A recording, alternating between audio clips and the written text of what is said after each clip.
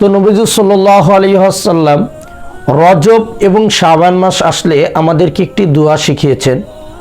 দোয়াটি হলো আল্লাহুম্মা বারিক লানা ফিহি রজাবা ওয়া শাবান ওয়া বাল্লিগনা রমাদান।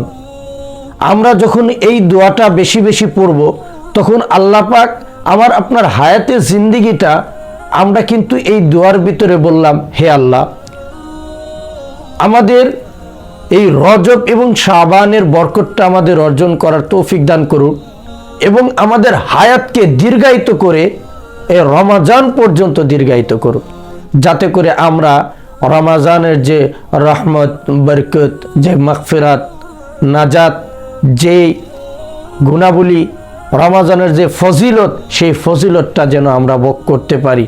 সেই জন্য এই দোয়াটা আমরা মুসলিম প্রত্যেকের এই দোয়াটা মুখস্থ রাখা দরকার, যাতে করে আমরা রজব এবং শাবান মাসে এই দোয়াটি আমরা বেশি বেশি পাঠ করতে পারি।